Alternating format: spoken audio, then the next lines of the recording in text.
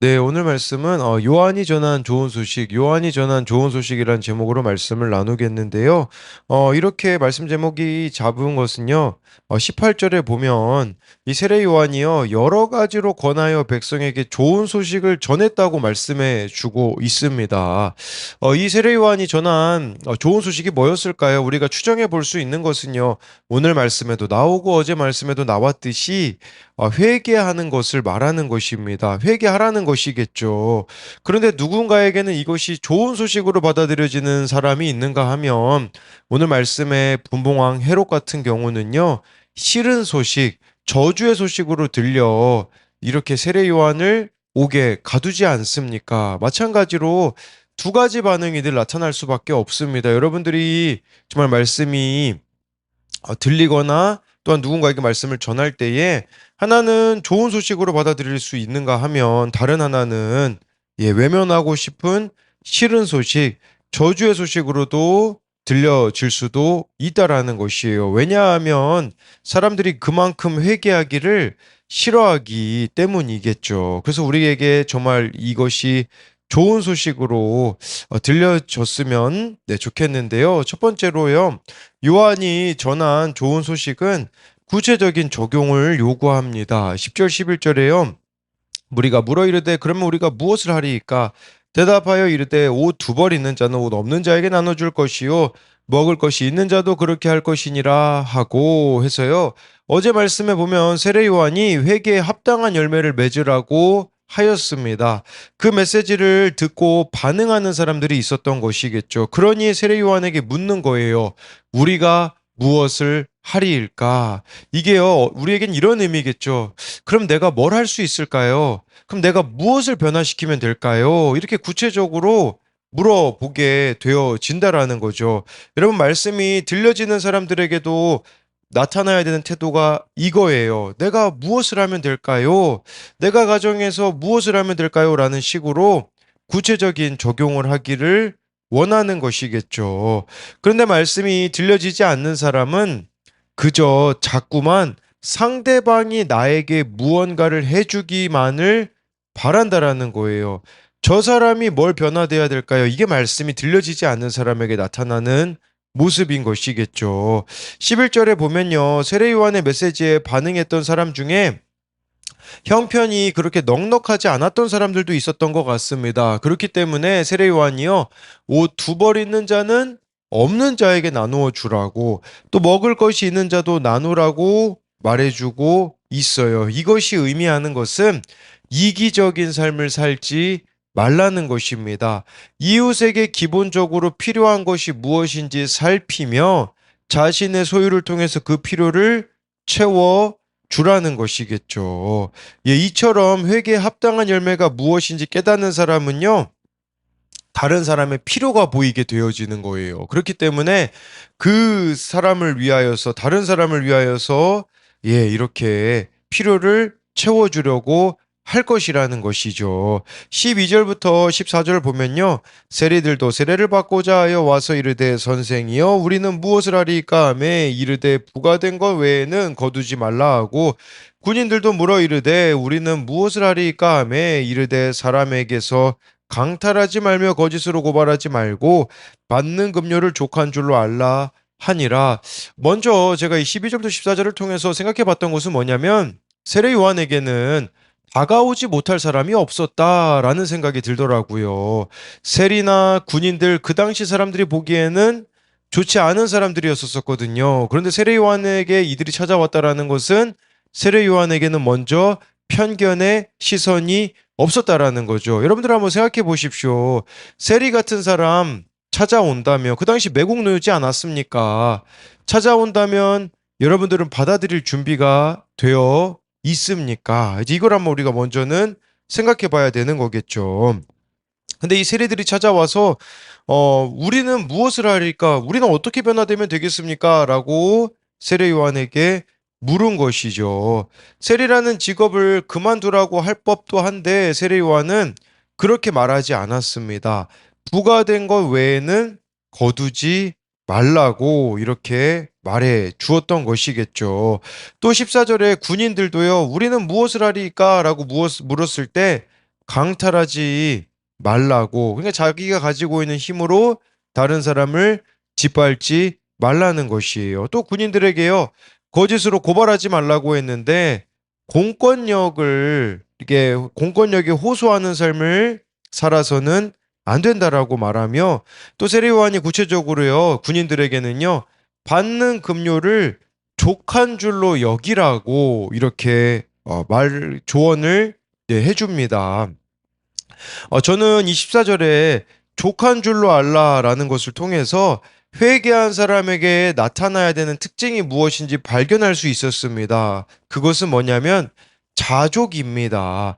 여러분, 얼마나 저와 여러분들 가운데 불만족스러운 것이 많이 있습니까? 그런데 내가 회개하면요, 어떤 환경에서도 어떤 사람에 대하여서도 족한 줄로 여기게 되는 것이죠. 저 또한 마찬가지입니다. 저라고 미운 사람이 왜 없겠습니까? 그렇지만 이 구속사를 깨닫고 달라진 게 있다면, 그런 미운 마음이 들 때 이전에는 상대방의 문제로만 보였는데 지금은 그 사람의 눈높이로 내려가지 못하는 저의 모습을 보게 되어지는 것이죠. 계속해서 여러분 가운데 주어진 환경에 대한 불만, 사람에 대한 불만이 있다면 그 가운데 내가 회개할 것이 무엇인지를 찾을 수 있어야 된다라는 겁니다. 지난 금토 수련회 가운데 아버지와의 관계에 문제가 있었던 청년에 대해 제가 지난 주일 큐티 설교 때 언급을 했잖아요. 그 주일날 이 청년이 아버지와의 이렇게 화해를 시도한 내용을 이렇게 올려서 좀 가지고 와봤는데, 어제 아빠에게 사과의 메시지를 보냈다. 수련회 첫날 집회 후 바로 보내고 싶었는데 너무 늦어져서 보내지 못했다. 그래서 어제 돌아와서 큐티를 마치고 보냈다. 집회하던 그 순간에는 꼭 보내야겠다는 뜨거운 마음이 들었는데 하루가 지났다고 그 마음이 약해졌다. 과연 보낸다고 달라질까? 관계가 개선될까 하는 의심도 들었다. 메시지를 적고 전송 버튼만 누르면 되는데 망설여졌다. 이렇게 진지한 얘기를 아빠랑 해본 적도, 내 마음을 표현한 적도 거의 없는데, 하지만 수련회에서 뜨겁게 회개하고 기도했던 순간이 계속 떠올랐고, 마음이 약해지는 것이 나의 마음이 아니라 사탄의 방해라는 생각이 들었다. 목사님이 강조하시던 것이 즉각적인 순종이었다. 에라 모르겠다, 그냥 해보자 하고 메시지를 보내고 잠에 들었다. 하루가 지나고 저녁이 될 때까지 답장은 없었다.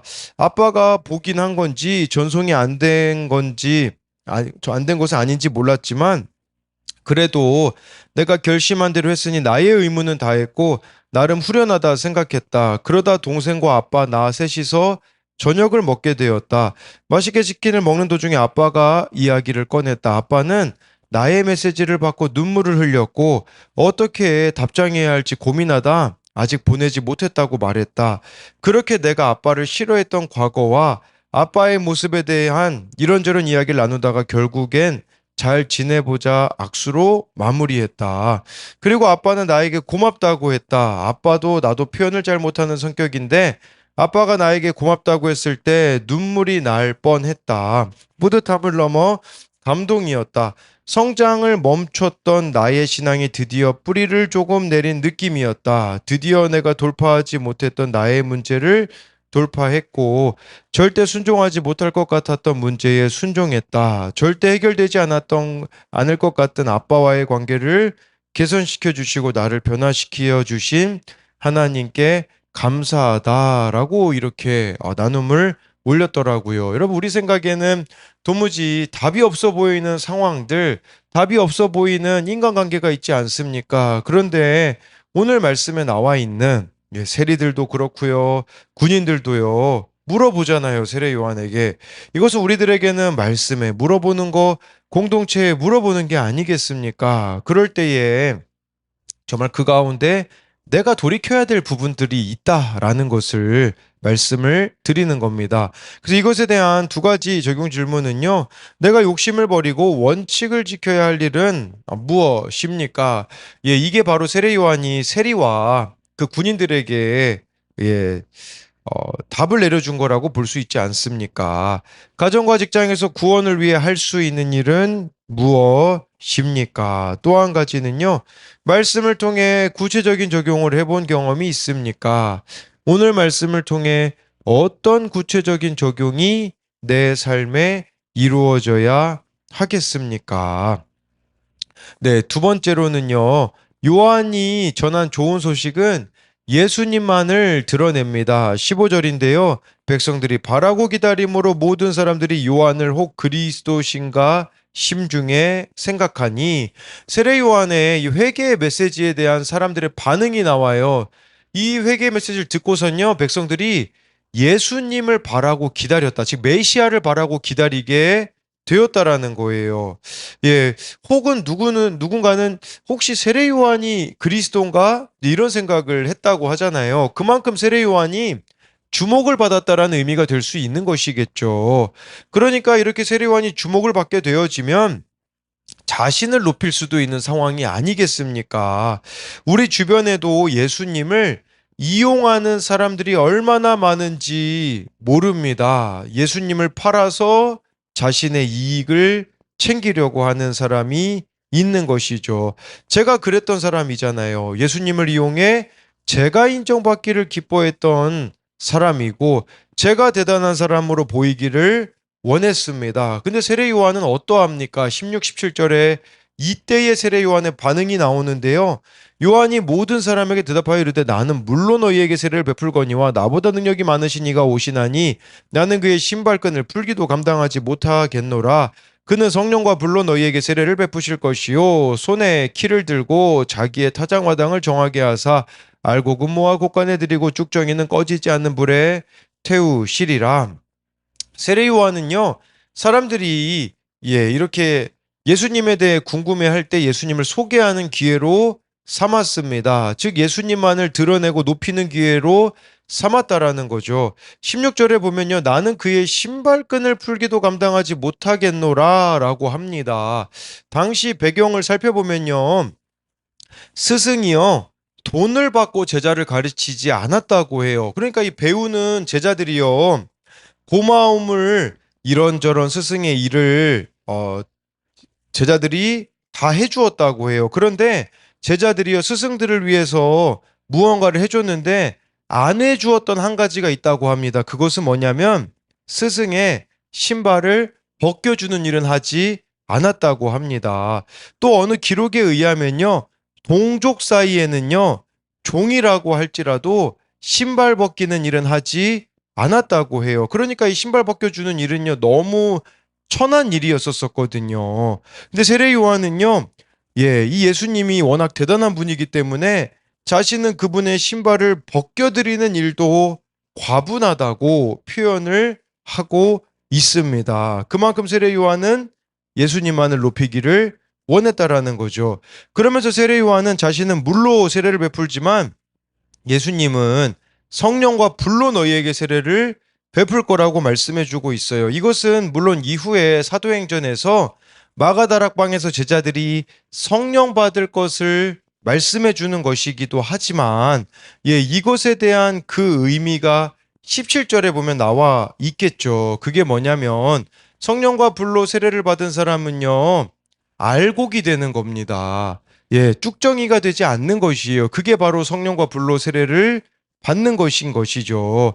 쭉정이를 제가 찾아보니까 껍질만 있고 속에 알맹이가 들지 않은 곡식이나 과일 등의 열매라고 나오더라고요.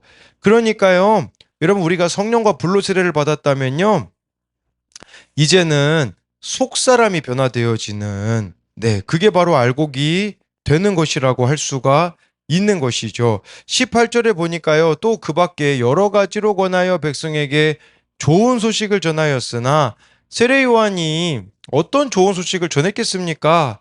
누군가에게는 이게 불편한 소식이었을 거라는 겁니다. 어제 말씀만 봐도요, 자기에게 세례를 받겠다고 온 이들에게 독사의 자식들아 라고 세례 요한이 말했잖아요. 어제도 설명드렸지만 미워서 한 게 아니라 사랑해서 한 것이라고 말씀을 드렸습니다. 세례 요한은 정말로 자신을 찾아오는 사람들을 사랑했기 때문에 그들이 자신의 죄인됨을 인정하기를 원했다라는 거예요. 자신이 죄인됨을 인정해야 그 삶에 예수님이 찾아오실 수 있기 때문이라는 거겠죠. 예. 죄인이라는 것을 기쁘게 받아들이는 사람이 있는가 하면 교만한 사람들에게는 저주의 소식, 싫은 소식으로 받아들이는 사람들이 있었다라는 거죠. 그 구체적인 예가 19절, 20절에 나옵니다. 분봉한 헤롯은 그의 동생의 아내 헤로디아의 일과 또 자기가 행한 모든 악한 일로 말미암아 요한에게 책망을 받고 그 위에 한 가지 악을 더하여 요한을 옥에 가두니라. 세례 요한은 예수님만을 드러내고 전하기를 원했기 때문에 사람을 두려워하지 않았습니다. 그렇기 때문에 분봉왕 헤롯에게도 불륜을 저지르는 것에 대하여서 잘못되었다고 이야기를 했습니다. 여러분, 우리가 사람을 두려워한다라는 것은 내가 예수님보다 더 소중하고 여기고 신경 쓰고 있는 것이 있기 때문이라는 것이죠. 예, 이 분봉왕 헤롯은 동생의 아내를 빼앗아서 자기 아내로 삼았습니다. 모두가 헤롯이 잘못을 저지른 것은 알았지만 말해주는 사람은 세례 요한밖에 없었다라는 것입니다. 예, 왜 그러냐면 다 사람들이 말하기를 두려워했던 것이겠죠. 예, 요한은 하나님이 기뻐하시는 일이라면 어떤 대가를 지불해서라도 말해 주어야 되는 것이 자신의 사명임을 알았던 것이죠. 저와 여러분들이 정말 누군가의 구원을 원한다면 필요한 것은 세례 요한처럼 대가 지불이라는 것을 보여주고 있습니다. 여러분, 그런데 이 대가 지불을 저와 여러분들이 한다고 해도요, 20절 말씀처럼 세례 요한을 오히려 악에 가두어 버리는, 거절해 버리는 분봉왕 헤롯이 있을 수 있다라는 것도 기억해야 됩니다. 또 한 가지 여기서 생각해 봐야 되는 것은 나 또한 분봉왕 헤롯 같을 수 있음을 인정해야 합니다. 말씀과 공동체로부터 내 죄를 깨닫게 하는 책망을 받았다면 그 죄를 인정하고 멈춰야 되는데 그 죄를 지적받았다고 해서 공동체를 떠나려는 사람들이 너무나 많이 있습니다. 죄를 감추려고 애쓰는 것은요, 여러분, 오히려 죄를 더하는 길이라는 것이겠죠. 그렇기 때문에 저와 여러분들이 정말 내 죄를 직면하고 돌이키는 것만이 살 길이라는 것을 정말 이것을 통해서 발견해야 되는 것입니다. 그래서 이것에 대한 적용 질문은요, 나는 예수님을 이용합니까? 아니면 예수님을 위해 나를 겸손히 낮춥니까? 요즘 나는 어떤 책망을 듣고 있습니까? 그 말을 인정합니까? 반발합니까? 직면하지 않고 피하거나 숨기고 싶은 죄는 무엇입니까? 저는 참 안타까운 것이요. 이 헤롯 가문에요, 얼마나 회개의 기회가 많았는지 모릅니다. 이 분봉왕 헤롯의 아버지였던 헤롯 대왕은 예수님이 오신다는 소식을 동방박사에게 듣지 않습니까? 분봉왕 헤롯은 세례 요한에게 듣고요. 이 자식은 또 누구에게 듣냐면 사도 바울에게, 예, 이렇게 말씀을 들을 수 있는 기회를 얻었으나 이 회개의 기회를 거절하는 헤롯 가문의 안타까움을 참 이렇게 볼 수가 있습니다. 그렇기에 저와 여러분들에게도 회개의 기회가 있을 때 붙잡는 우리들이 되었으면 좋겠습니다. 기도하겠습니다. 살아계신 하나님, 오늘 말씀에 정말 이렇게 말씀이 들려진 사람들이 세례 요한을 찾아와서 우리가 무엇을 하리까? 내가 이 환경에서 뭘 할 수 있을까요? 내가 이 사람에게 무엇을 할 수 있을까요? 라고 하며 구체적으로 적용할 거리를 묻는 것을 보게 되어집니다. 하나님, 우리들에게도 날마다 말씀이 들려서 정말 다른 사람의 구원을 위하여서 구체적인 적용을 해 나아가는 우리 한 사람 한 사람이 되게 하여 주옵소서. 또한 오늘 말씀에 보아하니 세례 요한은 정말 예수님의 신발끈 풀기도 감당하지 못한다라고 말하면서 예수님만을 높이고 자신을 낮추는 삶을 살아갑니다. 우리 또한 우리들의 삶 가운데 예수님만이 높아지기를 원합니다. 정말 예수님을 이용하는 자가 되어지는 것이 아니라 예수님께 쓰임받는 인생이 되게 하여 주옵소서. 또한 내 안에 분봉왕 헤롯과 같은 모습이 있을 수 있습니다. 회개의 메시지를 거절하고 싶고 회피하고 싶은 그런 마음들이 들 수 있으나 그 가운데에 정말 나를 돌이키는 기회로 나아갈 수 있도록 우리 한 사람 한 사람 하나님께서 붙잡아 주시고 함께하여 주실 것을 믿으며 살아계신 예수님 이름으로 기도드립니다. 아멘.